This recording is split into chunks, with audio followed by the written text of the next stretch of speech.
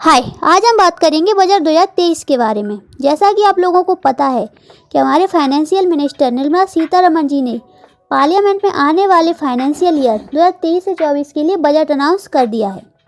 Budget 2023 के बारे में जानने से पहले हम ये जानेंगे कि आखिर बजट होता क्या है। बजट यानी कि आगे की प्लानिंग करना। प्लानिंग मतलब जैसे कि हमें सैलरी मिलती है तो हम उसकी प्लानिंग करते हैं कि कौन सा पैसा कहाँ यूज करना है। उसी तरह से गवर्नमेंट प्लानिंग करती है कि कंट्री के लेवल पर देश के लिए कितना पैसा खर्च करना है।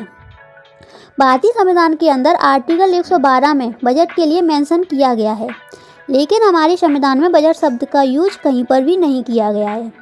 इसकी जगह पर हमारे संविधान में एनुअल फाइनेंशियल स्टेटमेंट का यूज किया जाता है। एनुअल फाइनेंशियल स्टेटमेंट वह होती है कि जैसे पूरे साल में पैसों से संबंधित जो भी खर्चा या कमाई होने वाली है उसका एक फाइनेंशियल डेटा निर्धारण करना ही एनुअल फाइनेंशियल स्टेटमेंट होती है। फाइनेंशियल ईयर प्रत्येक वर्ष 1 अप्रैल से स्टार्ट होती है और अगले वर्ष 31 मार्च तक चलती है। जैसे हमारा बजट 2023 से 24 ये अनाउंस हो गया है, लेकिन स्टार्ट 1 अप्रैल 2023 से होगा और अगले साल 31 मार्च 2024 तक रहेगा। अब क्वेश्चन आता है कि ओवरऑल बजट होता क्या है। सबसे पहली चीज़ की एक अंदाज़ा कि कितनी कमाई होगी और कितना खर्चा होगा और कौन कौन से तरीके से सरकार रेवेन्यू उठा सकती है, तो ये सारी चीज़ें बजट के अंदर दी जाती हैं।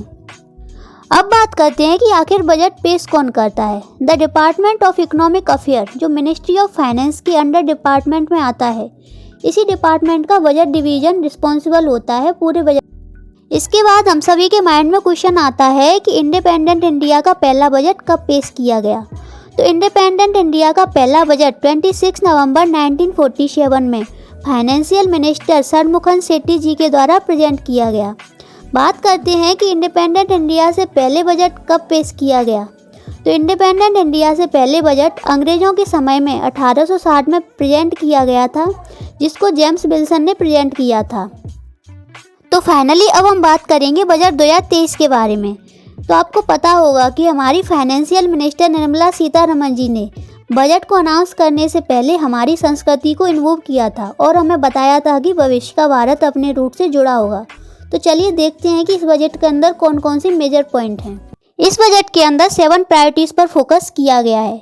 7 प्रायोरिटीज़ जैसे कि inclusive development, reaching the last mile, road develop करना, यूथ पावर के ऊपर ज़्यादा से ज़्यादा फोकस करना, ग्रीन ग्रोथ के ऊपर काम करना और दूसरा जो इंडिया के पास पोटेंशियल है उसको ज़्यादा से ज़्यादा उभार कर लाना। ये हमारे 7 विजन है इस बजट के अंदर, जिसको सप्तऋषि भी कहा गया है। बात करते हैं रीचिंग द लास्ट माइल की, यानी कि बजट में लगभग सभी लोगों पर फोकस करने की कोशिश की है। रीचिंग द लास्ट माइल में कहा गया है कि जो एकलव्य मॉडल स्कूल हैं उनके लिए काफ़ी सारे टीचर्स को रिक्रूटमेंट किया जाएगा। दूसरा, इस बजट में ग्रीन ग्रोथ के ऊपर फोकस किया जा रहा है। ग्रीन ग्रोथ यानी एनवायरनमेंट को लेकर किस प्रकार काम करेंगे। विजन ग्रीन ग्रोथ के तहत पीएम प्रणाम योजना को लॉन्च किया जाएगा, जिससे हम अपने राज्य सरकार और केंद्र सरकार के लिए कुछ राशि इंसेंटिवाइज कराएंगे और उनको अमाउंट प्रोवाइड किया जाएगा, जिससे ये लोग वहाँ के फर्टिलाइज़र को प्रमोट कर सकें।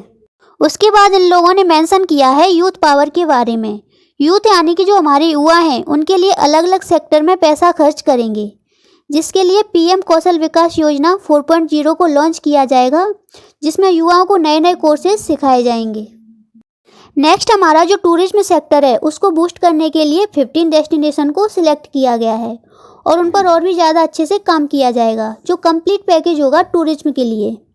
अब बात आती है फाइनेंशियल सेक्टर की कि हम लोग किस प्रकार अलग अलग सेक्टर में पैसा प्रोवाइड कराएंगे।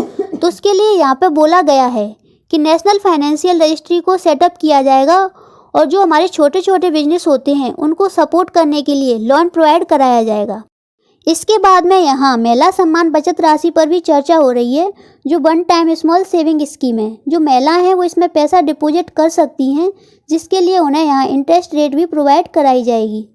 अब हम बात करते हैं कि हम कौन कौन से मिनिस्ट्रीज़ के अंदर कितना कितना पैसा खर्च करेंगे। मिनिस्ट्री ऑफ डिफेंस में हम 5.94 लाख करोड़ रुपए खर्च करेंगे।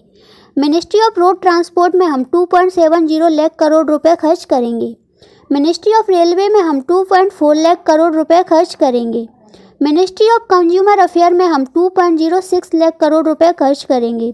मिनिस्ट्री ऑफ होम अफेयर में हम 1.96 लाख करोड़ रुपए खर्च करेंगे।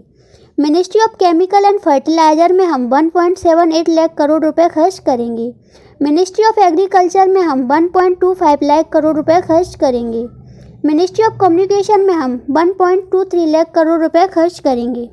इन सभी में जो सबसे ज़्यादा बजट की वैल्यू है वो है डिफेंस के अंदर। अब हम बात करेंगे कि हमारी कौन सी स्कीम में कितना पैसा खर्च किया जाएगा। जो डेवलपमेंट फार्मास्यूटिकल इंडस्ट्रीज़ हैं, बेसिकली दवाइयों से रिलेटेड, उसके लिए बजट पिछली बार 100 करोड़ रुपए था, लेकिन अब इसको बढ़ाकर 1250 करोड़ रुपए कर दिया गया है। दूसरा, हमारा जो जल जीवन मिशन है उसके लिए पिछली बार बजट था 60,000 करोड़ रुपए, लेकिन अब इसको बढ़ाकर 70,000 करोड़ रुपए कर दिया गया है। नेक्स्ट, हमारे जो एकलव्य मॉडल स्कूल हैं उसके लिए पहले बजट 2,000 करोड़ रुपए था, लेकिन अब इसको बढ़ाकर 5,143 रुपये करोड़ कर दिया गया है। प्रधानमंत्री आवास योजना के अंदर पहले बजट 48,000 करोड़ रुपए था, लेकिन अब इसको बढ़ाकर 79,590 करोड़ रुपए कर दिया गया है। अब हम देखेंगे कि पर्सनल इनकम टैक्स को लेकर क्या क्या बदलाव किए गए हैं। हमारे फाइनेंशियल मिनिस्टर जी के द्वारा अनाउंस हुए न्यू टैक्स रिजिम के अनुसार इनकम टैक्स की रेट 5 लाख से बढ़ाकर 7 लाख कर दी गई है। इसका मतलब अगर आपकी एनुअल इनकम 7 लाख तक है तो आपको टैक्स पे करने की कोई ज़रूरत नहीं है। लेकिन अगर आपकी इनकम 7 लाख से ऊपर जाती है तो 0 से 3 तक तो आपको कोई टैक्स पे नहीं करना है, लेकिन 3 से 6 पर आपको 6% टैक्स पे करना है, और 6 से 9 पर आपको 10% टैक्स पे करना है, और 9 से 12 लाख पर आपको 15% और 12 से 15 पर आपको 20% टैक्स पे करना पड़ेगा।